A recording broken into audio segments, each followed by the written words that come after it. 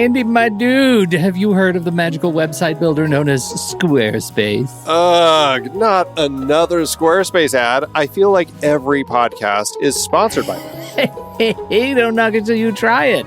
Yes, okay, it is overhyped, but actually it lives up to the hype. Squarespace is like a website fairy godmother. With a click of a button, your site transforms into a beautiful masterpiece. A website fairy godmother? That sounds interesting. What makes it so magical? Well, for starters, those slick templates make anyone look like a professional web designer. Pick one, customize the colors and fonts to match your brand, and voila. Plus, the drag and drop fluid engine is so easy, your grandma could build a site on Squarespace. Well, she did knit me a lovely scarf last Christmas. Maybe website design is next. Exactly. And when you're ready to sell your Nana's handmade scarves online, Squarespace has built-in e-commerce. Add a store with one click. Get flexible payment options. Then watch those sales roll in. And when she wants to teach others her steezy scarf skills, Squarespace's new courses feature is just the ticket. Nana can set up her curriculum and enrollments and payments in a snap and become the next e-knitting influencer. Oh, wow, you really sold me with the grandma angle. Sign me up for that free trial. Just go to thenextreel.com/Squarespace and transform your site into a beautiful Squarespace masterpiece. Well, thanks, Pete. Even though it's overhyped, Squarespace actually sounds perfect for Nana's site's needs. Appreciate the warning on the ads, though. I'll brace myself next time I listen to a podcast. Anytime. Let me know if you need any help getting that site up and running.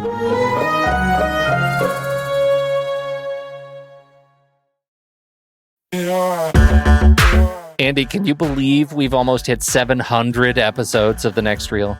I know, it's crazy. And with all the other episodes in our family of podcasts, we are well over 1,200 episodes of movie conversation.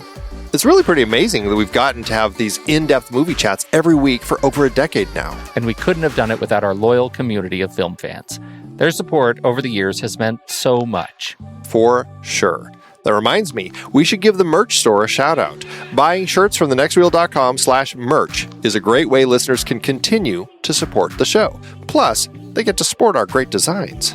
Absolutely. I think sometimes folks forget we have a variety of shirts, mugs, phone cases, and more available. In fact, a great place to start is with a shirt sporting the Next Reel's logo. We also have that classic Fast Times Spicoli Surf School tee, or the weirdly popular Rusty's European Tour shirt.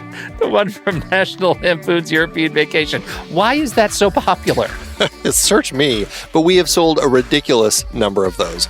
I guess there are a lot of Rustys taking trips to Europe? We're always adding new designs based on movies we've covered, like our brand new design for a streetcar named Desire, featuring a streetcar named Desire. So if you want to rep your love of TNR and films, head to thenextreel.com/merch. Every purchase helps us continue to have these weekly in-depth conversations. So visit thenextreel.com/merch today. And as always, thanks for listening and being a part of the Next Reel community. We've got lots more great movie chats coming your way.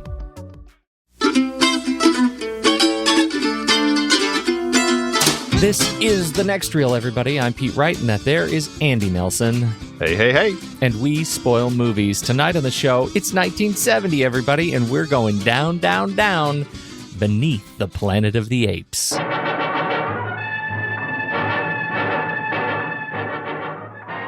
The year, 3955.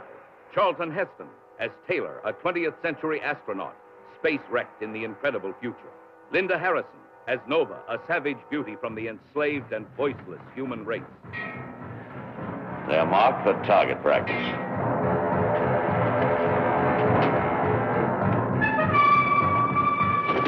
James Franciscus as astronaut Brent on a reckless mission to rescue Taylor, trapped by the swaggering, brutal master race of apes who dominate the Earth, a planet shattered by the atomic war of a distant, forgotten past. Planet of the Apes, Andy. We're going underneath it. We are going under. There are still apes. There are still apes, or very clearly people in ape suits. Ape masks. Yes. Yeah. The budget allowed for them to keep the ones that they had from last time and Which make a few additional new ones. Select few like General Ursus, But then, yes, this one is where the budget cutbacks really start to show because it's particularly noticeable in the orangutans and the chimps when Ursus is having his little powwow and he's kind of riling the troops up, right? Right. And you keep cutting to the different groups as they're all kind of separated. And man, there are some, especially when you see, oh, well, there's Vera and Cornelius sitting in a group of sitting right next to a bunch of dead plastic faces. Why do they hang around? Why do they consort with such vacant, expressionless alien monkeys? I expected so much more from them. Oh, so funny. Yeah. It's funny. This is a movie that I have so many problems with, but this is a movie that it just, from my childhood, I ended up seeing quite a number of times on TV. And so, as cheesy as it is, this is one of, I guess you'd say, I guess you could call it a guilty pleasure, but I think it still has a lot of love. So I don't know if it's completely guilty, but it certainly is a film that is of a lower production quality, and you can really see the B movie elements really kind of shining through in this one, and some of the poor writing and some of the decisions they had to make with low budget and everything. But I can't help but still really enjoy it. Really? Yes, Yeah, here's do. my problem, and this is what I would like you to talk to me about, because I feel like if anybody I know is going to be able to see through the nonsense of this movie, it's going to be you, Andy. It's going to be you. What is this movie trying to say? The last movie, there is so much going on, with regard to statements about culture and religion and science and intellectualism, all wrapped up in this, what otherwise could be a nonsense story about, the apes. This movie seems to be so much about the nonsense story of the apes, retelling the action of the first movie, right? Astronaut has to learn all the same lessons about, oh my God, it's a city of apes. We're learning all that stuff. But it seems like it's empty of resonant statement. It is otherwise an empty shell of a movie compared to the first one. So tell me what you get out of this movie, if anything, that makes it stand, next to the first. I don't think that that's a fair statement. I think there is more going on with this film than that. I just think it may not be as strongly constructed. I think this film, it is still doing stuff reflecting the times with the protests. You've got the chimps all protesting kind of this idea of war, and very much reflected of the times of the late 60s here in the U.S. And not to mention Paul Dane, who they ended up bringing on board to write it, was very much somebody who had kind of been vocal with kind of the anti-nuclear arms race and just the devastation that could come from that.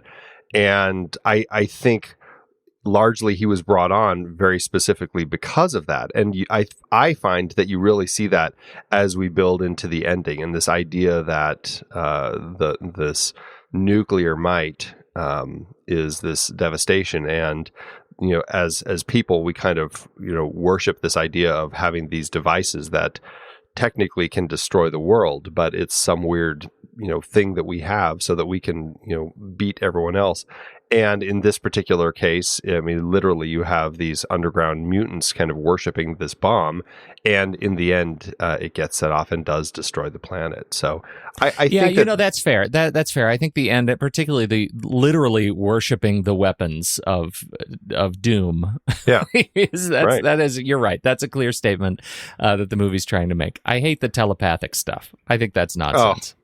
I do too. It's one of those things that really just serves no purpose, because even when they start they say, well, we always speak when we're praying and worshiping our God, and we do see that. But then they speak to Brent saying, oh, well, we can speak, we just don't like to, but it's such a lower form of communication. But then they still do it while they're by themselves. Yeah. Okay, it's bad writing when it comes to that. It ends up not working because you've just told us that these people look down on it, but here they are doing it. So I mean, it starts exactly where we left off in the first movie. So much in the first movie that Roddy McDowall's actually in it for a brief bit, the archive footage from Planet of the Apes. And it picks up from there. Taylor and his mute lover are horseback. They continue their exploration beyond the Lady Liberty. And it turns out ANSA has sent a following spacecraft. Yes. What do we think of that? Well, if you couldn't buy into Taylor's ship turning around and ending up on Earth in the first film, you're really going to have problems. The fact that Brent's ship does exactly the same thing. It's pretty ridiculous. But again, it's one of those things. It's just the conceit of the story. And for me, it's just stuff I buy into because I know that that's just what the story needs. And so I don't end up having a problem with it. But yeah, I can see why people might really... like you might have real issues with the fact that it works out.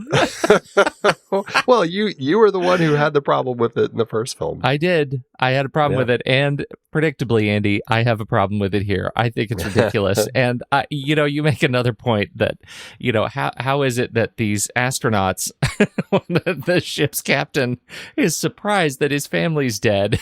Oh, dear, yes.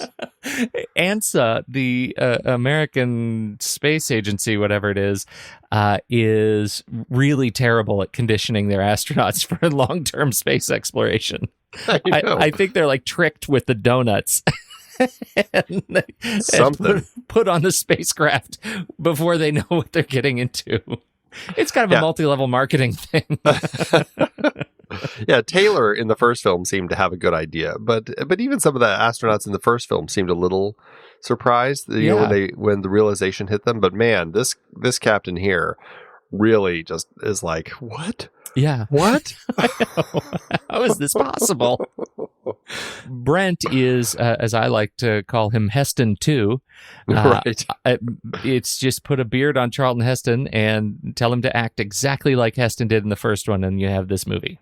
Yeah, James Franciscus, I believe he was kind of more of a TV actor and brought on to lead the charge here. I think Burt Reynolds was considered to play the role, but James Franciscus ended up getting it. And, he had done some films before this. I think a lot of stuff was TV, but like right before this, he had done like The Valley of Gwangi. So he was already in kind of some of those low budget sci-fi types of films. And, I don't know. I just feel he is really just kind of a B version of Heston. So to that end, I'm like, he's never been my favorite. For me, he is always one of the weakest elements of this film. Also, because Heston is a B version of Heston in the first movie. I'm not sure how we got away with that. Yeah. So they do some interesting things in here. And, some of the stuff we liked the most about the first movie, how they do the crash landing, some of the camera tricks, they follow a little bit of that motif in this movie. And it starts with Nova's flashbacks right as she runs into Brent and he sees the dog tags and she starts to remember. And interestingly, they give Nova, in that regard, they give her something to stand for more than just as a foil in a fur bikini. I really like the way that those flashbacks come across. The last time we see her is with Taylor as they're riding out past the Statue of Liberty and out into the Forbidden Zone. And then when she shows up, she's by herself. And so it immediately is an interesting way to kind of give the audience some questions. But yeah, then the way that they kind of play with that is he's, as Brent is asking her about the dog tags, and you're kind of getting those flashes of memory of what happened with her. I really found really compelling because it's an interesting way to do the flashbacks and kind of let us know what happened with Taylor in the first place. But also, it's a really unique way to show that this is this primitive woman who might be having slight moments of kind of development, like mental development, and I find that really compelling because we do see her continuing this development over the course of the film. Not a ton, but I think it's really interesting where we see this slight change in her, and it's almost like a hint of evolution happening. I really like that. Yeah, I actually do too, and it makes it makes her a useful character, right? We didn't get that so much in the first movie, and here they level up Nova, and I really enjoyed watching that happen. We have a new principal gorilla. As the leader of the gorillas is General Ursus, and we meet him I think we meet him first during the big rally scene, right? Right. But then we go all in and on Ursus when we go to the sauna. Ursus and Zeus, and that's a tough scene to watch for me. It feels like SNL. It is a strange scene. It's very strange. I couldn't even tell you what they cover in that sequence. I know it's some sort of a golf club kind of a sequence, but it's the suits and Ursus is one of the principal characters. Like you'd think that's one that even with the low budget we would get a mask that works, but most of the time his mouth doesn't work, and I find it really ridiculous. He's one I don't have problems with, and maybe it's because I love the kind of the helmet that he has, that gigantic helmet that I think is such a great look for him, and I do think that's something Tim Burton brought forward in his version, is that fantastic kind of helmet look for his gorillas. He's much better in still photography, that's true. Yeah, and I don't have as much problem with the mouth. I think that it's okay.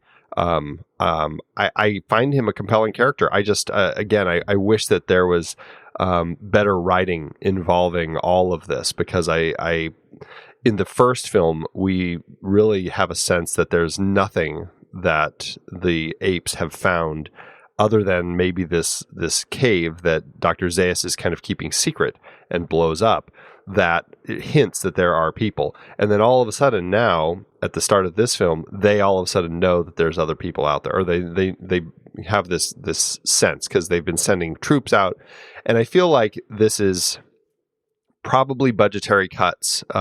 It could also just be, writing of the time, and i.e. not as strong, that he talks about these troops that have gone out and have not come back, except for one. Like 12 troops went out, only one came back into the Forbidden Zone, trying to figure out what's going on. And that's something that I feel like they should have shown. We should have seen that so that we could have gotten a sense of that element of the story. It would have made for a stronger discovery, and I think it would have been easier to buy into everything that Ursus is talking about. Yeah, especially to lead up to him leading the charge across the Forbidden Zone, right? It feels like we haven't established the stakes or the foreboding doom or the intense need to figure out what's on the other side of it, in spite of all these, simian losses. It's just not weighty enough when they decide to make this march and put Ursus and at the head of it. I just didn't see it. Yeah. It's frustrating. Plus, there are all sorts of problems as we start talking about the Forbidden Zone. There are all sorts of problems with the geography, right? I mean, it's hard to get a sense of place. Yeah, that's something I struggled with more on this viewing, as I was really paying attention to how things are discovered as far as the locations, because Brent, when he and Nova escape the ape city on horseback, they end up hiding from the apes, and they find this cave that leads them underground and takes them basically to where the mutants live, through the kind of the remnants of New York that's kind of under the ground. Yet later in the film, when the apes are going to war, they have to march a long way. They cut through the Forbidden Zone. They have all sorts of visions thrown at them before they finally come to this very same hole to get into the exact same place. It makes no sense geography-wise, and it's it's a real frustration because it's so illogical. Can we just talk a little bit about the visions? So I'm assuming that the visions are from the mutant humans. Correct. Okay.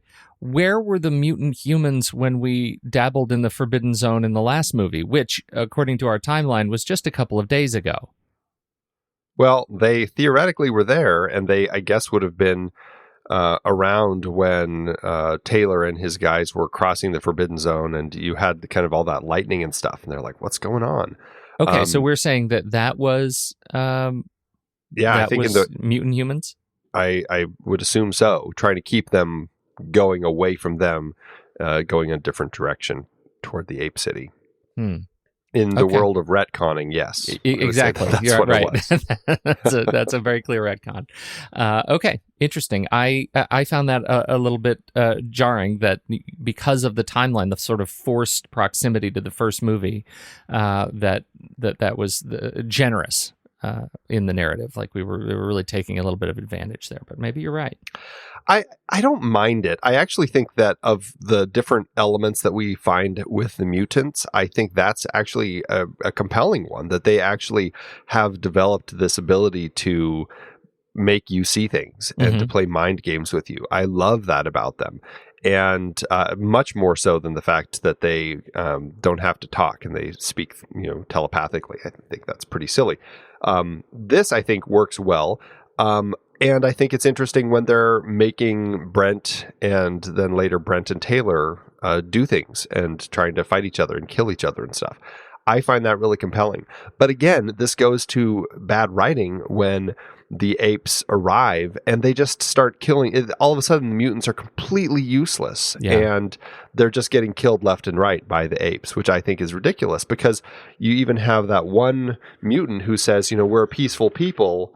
We don't kill our enemies. We get our enemies to kill each other. Yeah. So why don't they do that with the apes? Right.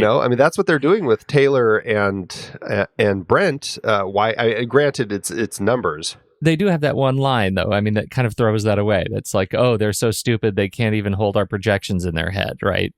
Which feels like we're going to hang a lantern on the fact that we don't know how to get out of this. Yeah, right. The other thing that bugs me, I mean, to the point where you're talking about, and this is just a missed opportunity, that I think would have been a better play on these characters and their potential powers, is that they can make you see what they want you to see with their minds. Right. And then they're wearing plastic masks. They went to a lot of work and makeup to make themselves look right when they could just make you see that, right? I just felt like that was why didn't they make you see them in looking all beautiful? I don't know. Well, and to that point, here's an idea. Instead of giving apes a vision where it's this horror scene of all these apes strung up and on fire, which, I mean, granted, it was a really interesting visual. Yeah. And that the apes, they were alive. Like they were screaming hanging upside down in upside down cross, formation, right? Right. Yeah. It was pretty interesting. Down, yeah. Why do they instead, don't they just make it look like a big wall? And because then the apes aren't, confronting it. Right. And if they just see it as a big wall, they're going, well, we can't go this way. And they turn around and go a different direction. Or that a seems like a much or smarter something way. that is completely impossible to scale. You're right. That's ridiculous. That's ridiculous. How'd you feel about apes on horses? Why are they training? Because they're saving certain humans, including, as we find out, Brent and Nova, to use for target practice. But when we see them actually doing some target practice around the camp, one of the things they're doing is they're putting humans on horseback, and then they're catching them with nets and stuff on horseback. Yet we have shown in the first film and through this film that humans are incapable of understanding how to go on horseback because they're primitive. We never have seen a human on horseback except when it comes to Taylor and Nova, and then this film, Brent and Nova. Yeah. So that's completely silly that they're even trying to catch humans on horseback. Real dumb. They do a great job of making the apes look so much stupider in this film than they were in the previous film. It's very frustrating. But the other thing is the stunt work in this. I feel really like we're going back to the days of Stagecoach when they were practically like they're tying the horses' feet down and practically killing the horses. Yeah. Here, you got some awful stunts, like with that one where they're coming at the primitive man on the horse and they throw the net over him and it hits the horse and it like throws the horse like upside down right into the water. It just looked like a terrible way to treat an animal. So I don't know what the rules were at this point, but it's it's frustrating to watch stuff like this, and it's something that I know in film they still deal with. I mean, all the way up into things like Braveheart, they were still dealing with stuff. So who knows? I don't know what they were doing here, but it just looked terrible. All that is resolved in the sequel, Rise of the Planet of the Horses, in which the horses rise up against their simian overlord. I can't wait. Are those Equisapiens? They're Equisapiens. Oh, I didn't need that visual in my head again. It hurts so much. One thing I will say, I did feel that there were hints of Dr. Strangelove throughout this with the Doomsday Bomb, and I couldn't help but every time I was watching the scene when Charlton Heston goes, "It's a Doomsday Bomb," I just wanted to have somebody go, "The bomb, Dimitri, the hydrogen bomb." Well, the end is, it's pretty dark. It's a 70s ending for sure. This movie, Heston blows up the bomb and destroys the mutants and the apes and end of the world. He was excited about this. He didn't want to come back for the sequel. He said, "I did my part. I don't know what you would need me for in this one." And so he said no. And they worked on this script and they tried coming up with it, but they lost Roddy McDowall. They lost Schaffner as the director, who was focused on Patton at the time. They lost their writers. And so Zanuck came to him and said, "Look, we need you to come back. Come on. We've done a lot for you and your career. It would be, great for you to come on board and help." And so he finally agreed and he said, "Look, I'll do it, but just let me be in the beginning and kill me off." And they said, "Okay." And then as they worked on the script, they said, "Look, it makes more sense for us to just have a tiny bit of you in the beginning, and then you're gone for the film, but then you'll come back at the end, and we'll kill you off in the ending." And he said, "Okay, that's fine." And so he ended up being a part of it. And I do think it's a strength to have Heston back for this one. And what's funny is this was done at the same time that the studio was still dealing with the repercussions of all their failed films and just the huge box office losses they had taken on films like Star and Hello Dolly and Cleopatra and Dr. Dolittle. It was just a real struggle for them at the time. And this was when the Zanuck father and son were kind of, having issues, and Dick Zanuck ended up kind of getting canned or leaving 20th Century Fox and forming his own company. And one of the last things he did when he was leaving, he told the writers, he said, "Just blow the planet up. Just kill them all." And I guess Ted Post, who's directing, really didn't like that idea, but he went along with it because that's what the studio wanted. And I will say, it does feel like kind of another iconic Planet of the Apes ending. Maybe not as much as the original, but I do feel it's an ending that sticks in your head, Yeah, I guess it does. It doesn't appear at first blush, maybe I'm overthinking it, to be great fodder for a sequel. And yet... And yet, it does well enough where they're like, "Well, crap, now how are we going to make a third one?" Right. What a fun logical exercise that is. So there we go. I can't wait to talk about that next week. It is missing, though, that Rod Serling twist. The first one is so rewarding because of that great Rod Serling twist. And Rod Serling, his absence in the final result of this film is, I think, notable. Well, they had asked him to come on board as the writer initially, but, and I can't remember the direction the story was that he wanted to take it, but it was not something that anybody was at the studio was really interested in. It just wasn't clicking. They just didn't feel like he was bringing it. And so So that is disappointing. And even Pierre Boulle was asked to work on the sequel, but his script really, I mean, if you thought this one lacked that Rod Serling ending, that one really would have had no surprises at all. It was just basically Taylor and Nova having a son and raising his son and teaching the humans to kind of be a little smarter and fight. And then it's a war. It's like a big war film. Mm-hmm. And that would have been really, really lame. So at least this one has some surprise. You know, I think that's, I think that they were hoping there would be two big surprises in this film. One, the reveal that the mutants are actually horribly disfigured under their faces, under their little Mission Impossible faces. And two, the fact that it ends with the planet basically being destroyed. And, you know, it's not as strong as the first film. And you're right. You do miss that a little bit. But I do think at least they've tried. At least they tried. And they tried at the hands of Paul Dane. Do you want to talk a little bit more about how he landed this thing? Well, I said a little bit before. I mean, he was a screenwriter. He had adapted. But you didn't works. Read any poetry for me. I didn't and that's read what his I'm poetry. hoping. Yes, that's what I'm hoping right. we'll land on. He had he had adapted like Goldfinger, The Spy Who Came In from the Cold. After this, he does Murder on the Orient Express. He's a writer who had some notoriety, and I think that he was a great choice for this.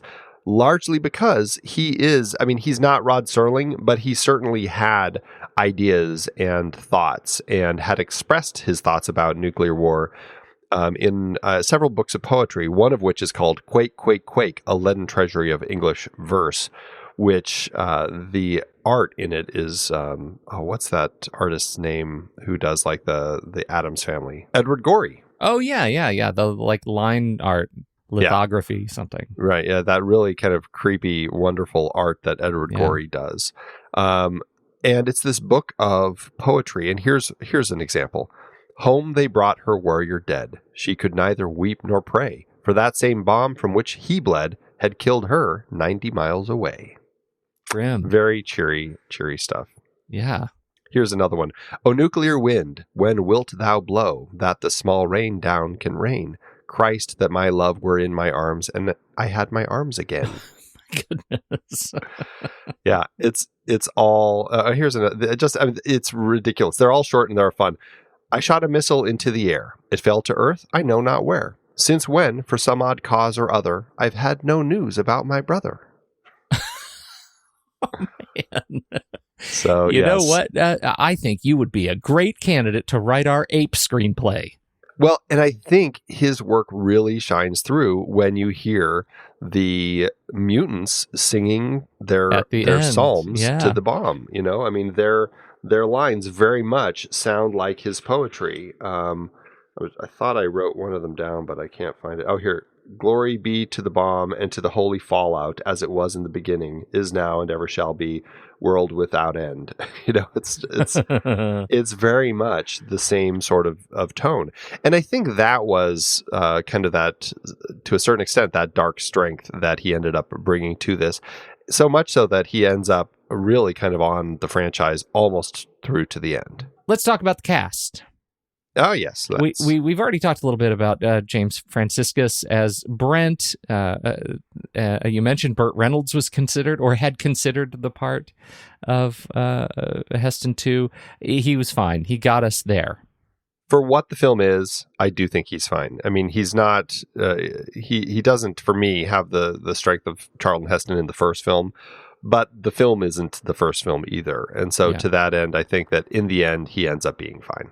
I want to talk more specifically about David Watson. How'd you feel he did as a stand-in for McDowell as Cornelius? It's funny because you look at Cornelius and you can just tell that the face is different. It doesn't have the same facial structure. Even as in the chimp makeup, it still doesn't have the same I thought that look. was weird, too. I noticed it and I didn't think I would. Yeah, you really do notice it. I don't mind him. I think that he works in place of Roddy McDowall. I guess it's just nice to keep the character consistent.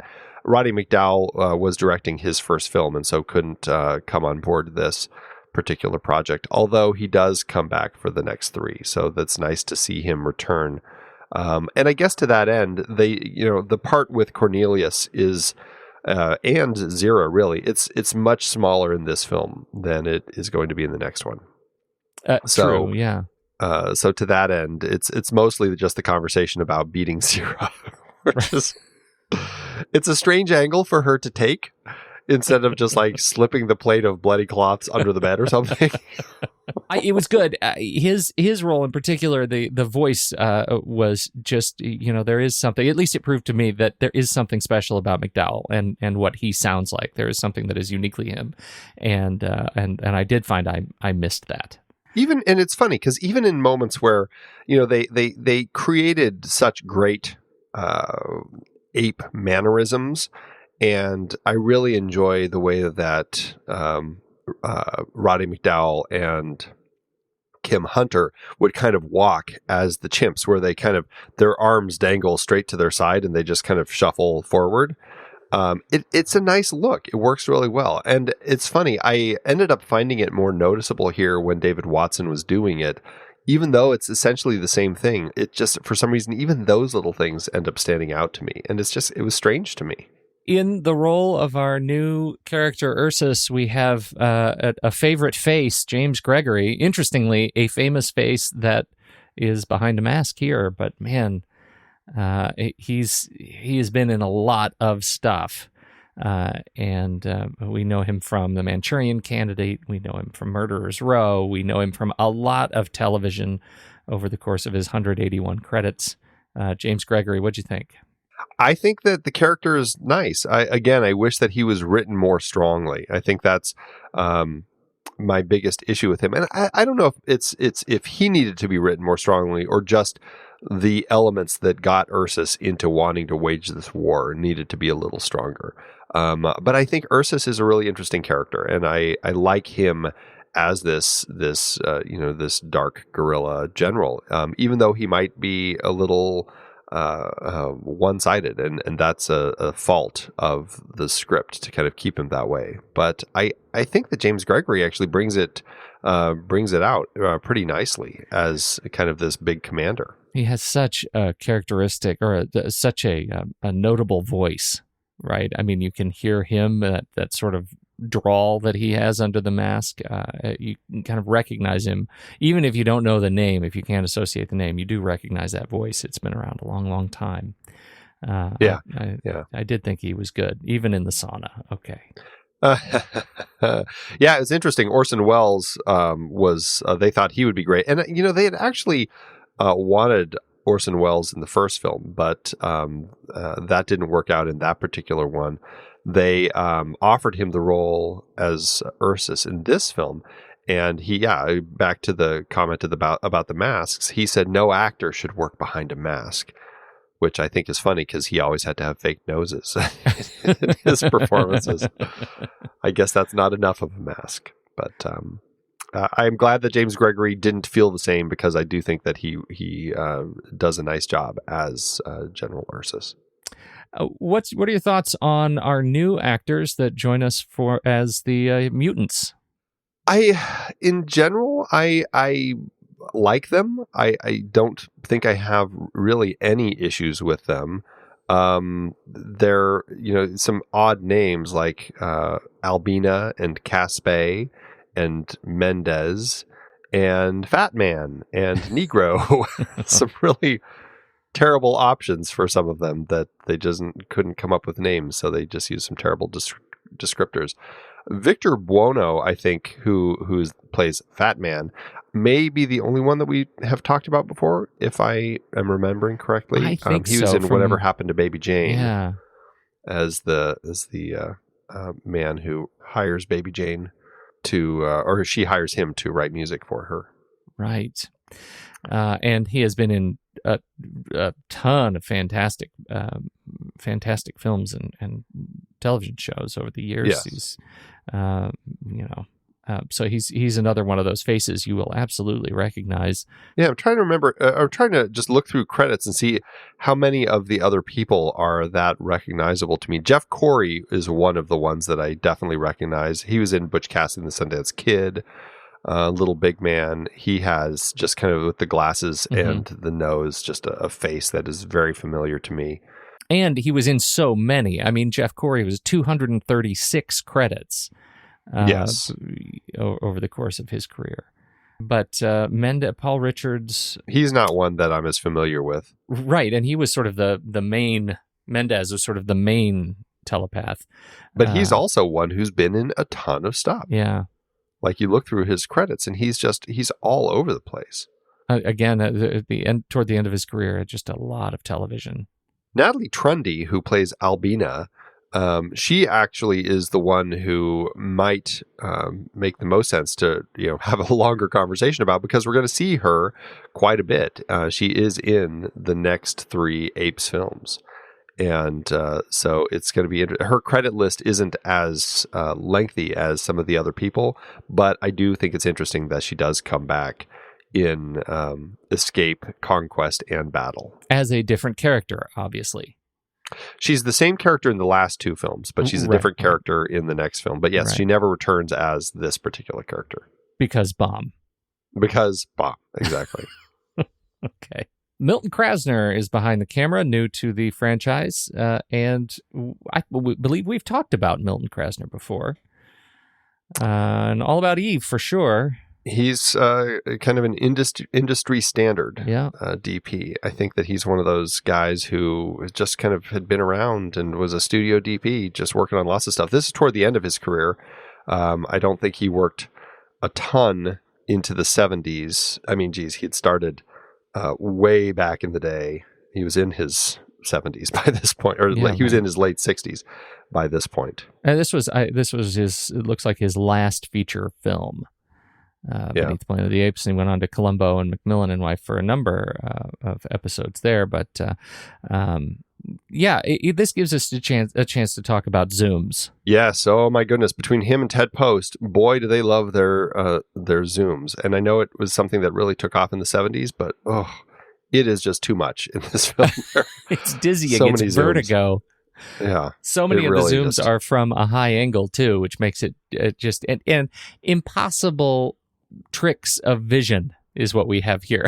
There's no way that they're using these zooms in a number of areas to simulate the effect of awareness, right? Generally of Brent as he's discovering these are the notable ones, right? The Brent discovering that, oh my God, it's a city of apes.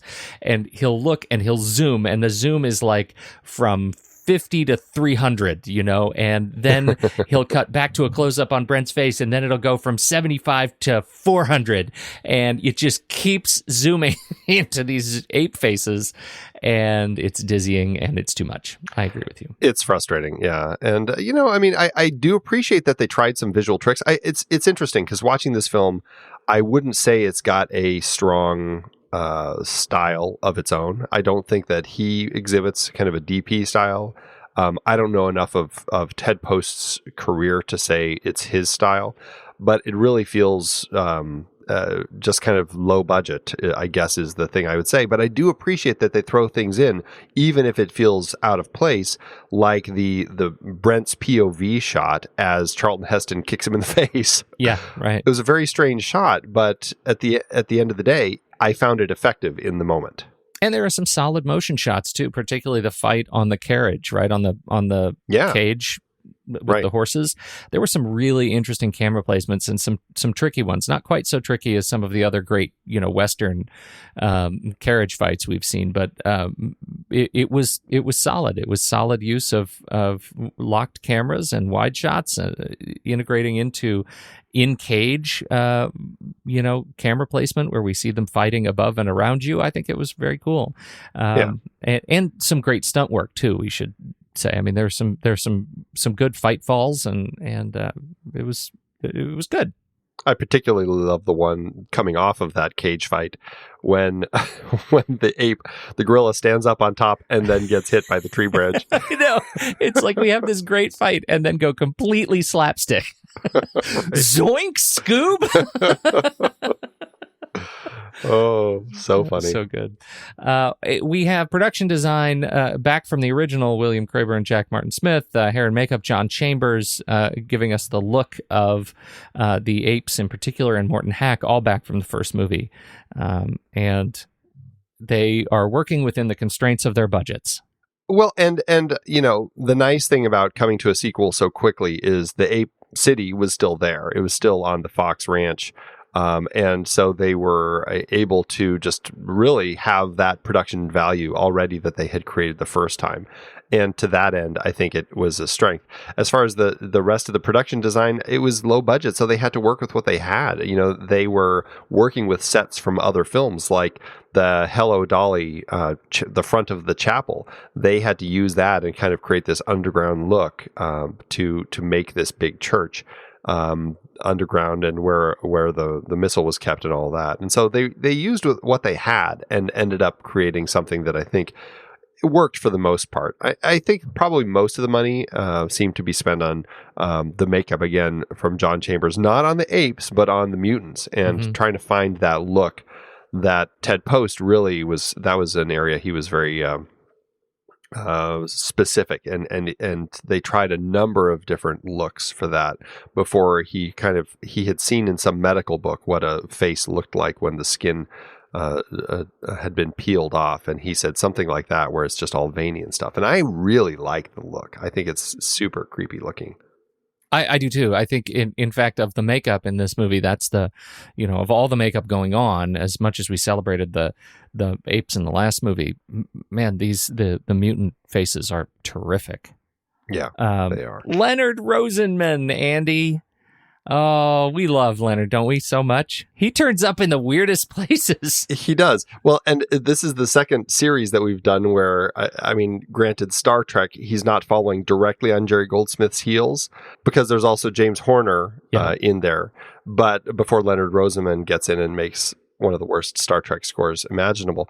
But here he is again following on Jerry Goldsmith's heels, writing music that I will say, I think the music in this film works really well. I like what he does here, and to that end, I give him a thumbs up. Well, as a utility player, I totally agree, because he came in and he really he did a great job leveraging the original film's score. It feels of a piece. It feels like it's in the same universe. He didn't do too much to to create something in a wholly different sort of tone scheme, and so I like it. I think it totally fits. It feels like he was working hard to travel in the shoes of Jerry, and so it works. But this is not what I'm going to listen to. Well, he does a great job creating the kind of the choral music of the mutants, and that's some creepy stuff. I again, Jerry Goldsmith has done some great stuff like that with The Omen, and I think that to a certain extent, Leonard Rosenman feels like he's working that angle, using that Paul Dane poetry type of stuff to make these really discordant songs that these people are singing to their bomb. Let's talk about Ted Post then. This guy directed Magnum Force and Hang 'em High and Beneath the Planet of the Apes. He's had a long career, directing since the 50s. A lot of TV when he got started. I think his first feature was probably early 60s, and then I think he's mostly a TV director. I don't think there's much in the way of features other than that and the films you mentioned. Plus maybe a few after this, but not much. He really focused on TV. And to that end, I think when you're doing a low budget film, at least back in the day, they would look to TV directors as the source for that. Yeah. Because they knew how to work fast and cheap. I don't know if you'd say that so much nowadays. Yeah. I think there's been such a huge shift, but I think even into the 80s and 90s, I think you could still say that. How'd it do in award season, Andy? Well, it's funny that you mentioned that, Pete. I don't know if we've had a film before that has come up with a straight zero as far as awards, even nominations. I feel like, and maybe I'm wrong, but I was trying to reach back in my memory since we started talking about awards. Have there been any that we've talked about that haven't even had a nomination? And I don't think so. I don't think we have. Even films that were nominated for like Razzies and things like that. This film, it came up with a straight up zero. So I think that's an interesting point in and of itself. That's fascinating. I feel like we need an award. That's how to do at the box office. Well, despite the rush to get the film made to satisfy all those moviegoers hungry for more, as we said, the studio was going through this huge financial crisis. Ted Post originally was given around $6 million to make the film, but it ended up getting cut down to $3 million because of all of this. That is a final budget of about $18.6 million in today's dollars, which is a drop of more than half from the original film's budget, which was around $40 million in today's dollars. So it's a big change from the first film to this film. The movie opened May 26, 1970, opposite films that everybody is still talking about today: The Magic Garden of Stanley Sweetheart, which was Don Johnson's debut, and the film version of the TV show Puff and Stuff. Studio's budget problems didn't stop audiences from flocking to the film and generally loving it. The film ended up grossing just under $19 million, or $117.8 million in today's dollars. That actually makes the film more profitable than the first one and leaves it with an adjusted profit per finished minute of just over $1 million. More profitable than the first one. That's there it is. Just bananas. Profitable in the sense that, profit per cost ratio. Yeah. It cost so much less and it made a hefty chunk of change. Oh, so. I know. I get it. I also want to know how we're going to work Puff and Stuff into a series. That feels important. Children's shows turned into movies. There it is. Andy, I think it's time for us to rank it. Let's do it. Head over to flickchart.com/thenextreel. You can see all the movies we've talked about on this show, or you can swipe over in your show notes, tap Flickchart, and you'll be taken straight to this movie because it's actually in the Flickchart database, and you can add it to your list, and let's see how it stands up to ours. All right. This is going to be a tricky one for me because I really enjoy it, but I acknowledge that it's a very problematic film. It's okay to feel strong emotions. You can sit in them and then make the right choice. Yes, like you didn't with 2001. All right, here we go. Beneath the Planet of the Apes or Fat City? Okay. I'm going to put Beneath the Planet of the Apes on first, but I'm going to acknowledge that Fat City is the better movie. Okay. So I'm saying Fat City. I'm going to go with Fat City. Beneath the Planet of the Apes or Atlantic City? Now here, I'm actually going to say Beneath the Planet of the Apes. I'll give you that. Beneath the Planet of the Apes or Labyrinth? Little David Bowie for me. I think I'm Beneath the Planet of the Apes. Oh, interesting. Yeah. All right. Well, there's a rock, paper, scissors I wasn't expecting. So let's do it. Here we go. 1, 2, 3. Paper. Scissors. Okay. I don't feel terrible about that. I wouldn't have felt terrible either way. Okay. Beneath the Planet of the Apes or The Girl Who Kicked the Hornet's Nest? The Girl Who Kicked the Hornet's Nest. In the realm of sequels, I'm going to say Beneath the Planet of the Apes. Okay. Here we go. Okay. 1, 2, 3. Scissors. Rock. Andy, you're really bringing your A game today. Well, after 2001, I've been going to RPS school. All right. Beneath the Planet of the Apes or David Fincher's The Girl with the Dragon Tattoo? Absolutely Girl with the Dragon Tattoo. Yeah, I'll give you that one. Okay. Beneath the Planet of the Apes or Die Hard with a Vengeance? Die Hard with a Vengeance. In the world of sequels, I will say Die Hard. Beneath the Planet of the Apes or Die Hard 2? I will say Die Hard 2. Die Hard 2. Beneath the Planet of the Apes or your favorite film, Detroit? Well, I'm totally Detroit. I know you are. I'm totally Beneath the Planet of the Apes. I can't believe that. I can't believe it. Yeah. Andy. I know you can't. I just really had issues with that film. All right, here we go. 1, 2, 3. Paper. Scissors. Ooh, Andy, is this a shutout RPS game?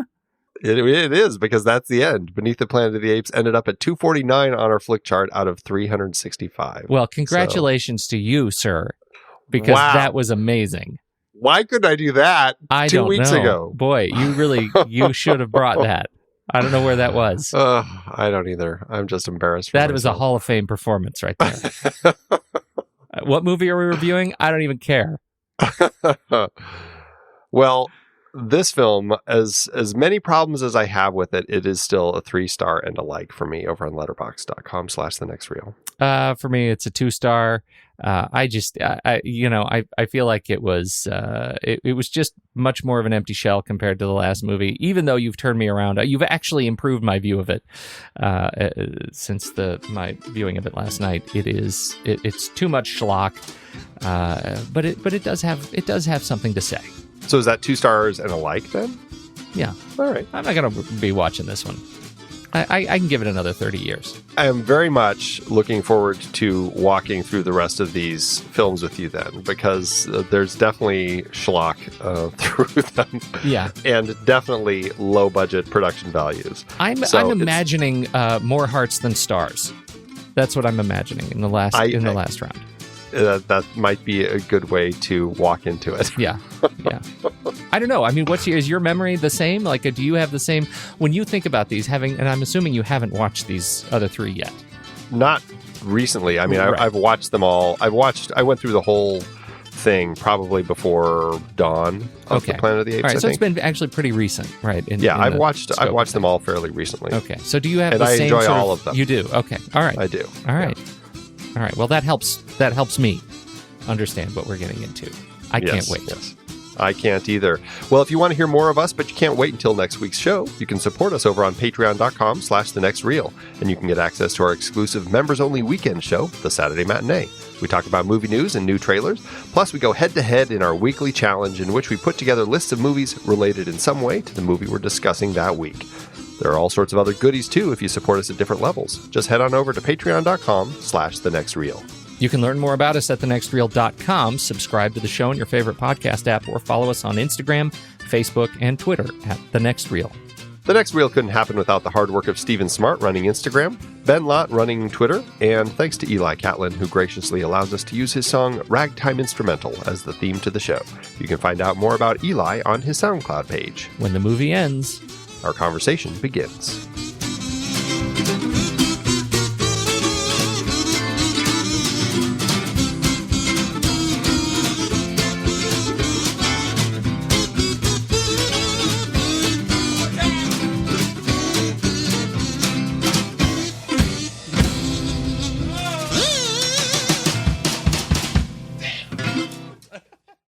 Amazon giveth, Andy. As Amazon always doeth. I think Amazon may have giveneth this week. They didn't really give it. I think they may be back on their game. You want to start? Sure. I'm going to do a 1-star by William G. Carver, who says, "When I watched this as a kid in the 70s, I have no idea what literal liberal tripe this was. Don't waste your time unless you want to see today's liberals as the groupthink monkeys that they are." It's good. And believe it or not, 2 people have liked his review. That was a really, I mean, your attention to detail in the reading is laudable. Even the unless. Yeah. That was really, I noticed that. I want you to know if nobody else did. I did. You're an artiste. Oh. I have a 1-star from Richard, who says, "Just in case someone gets suckered into watching this like I did, I will not give away details, just in case someone gets suckered into watching this like I did. The first half was okay. Looked like there was possibly a story that could be forming.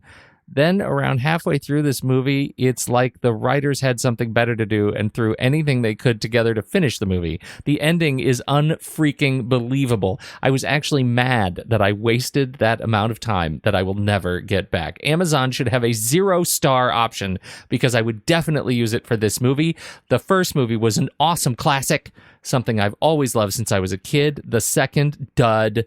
I doubt I will watch any of the others. I really wish I could leave a great review. Alas, Richard could not. Alas, he couldn't. Unless you consider this a great review. Yeah. certainly is enjoyable reading. It's unfreaking believable, Andy. He was mad. I know that feeling, and that's why I like this review. I know what it's like to be mad at a movie, Andy. To be mad at a soggy, sauna-sodden ape in a plastic suit. I know what that feels like. You're mad as hell, and you're not going to talk about it anymore. Thanks, Amazon. It is hard to believe that we have been having in-depth weekly conversations about movies since 2011. So many great movies, so many great conversations. But it's a lot of work. Producing this show week after week does require a lot behind the scenes. If you'd like to help support our efforts, one easy way is by using our Originals page when shopping for books and movies that we've covered. Your purchases made through our links give us a small commission at no extra cost to you and allow us to keep having these great discussions. We had some great films in Season 8 that started their lives as books or plays, and you can find all of them on our Originals page at thenextreel.com/originals. That's the site where listeners can find links to purchase all the source material behind the adapted films we covered, from Season 1 up through our current season. For part of Season 8, we had a series celebrating the 50th anniversary of films from 1968. We talked about 2001 and 2010 for our Odyssey series, both adapted from Arthur C. Clarke's novels. Man, the second one was so much better than the first, right? Don't you even get me started. Need I bring up Under the Cherry Moon again? Yes, also so much better. Wait, no, that's not what I... Planet of the Apes kicked off its series based on the novel by Pierre Boulet. We covered Danger Diabolik and The Detective, adapted from novels for our 1968 crime films. Wait, wasn't that The Detective the prequel to Die Hard? They were both written by Roderick Thorpe, and yes, it's the same character in the books. I can't believe they even asked Sinatra if he'd be in Die Hard. That would have been weird. Once Upon a Time in America was part of our Leone Once Upon a Time trilogy, adapted from Harry Gray's novel. And we looked at 1968 Best Picture nominees The Lion in Winter, Rachel, Romeo and Juliet, and Oliver! We also had an Ingrid Bergman series with adaptations like Spellbound, For Whom the Bell Tolls, Murder on the Orient Express, and Gaslight. We haven't talked about Gaslight. Stop gaslighting me! Dive deeper into these books and more adapted films at thenextreel.com/originals. Every purchase supports the podcast. Get the full list of adaptations that we've covered on all the Next Reel family of podcasts and start your next read today at thenextreel.com/originals.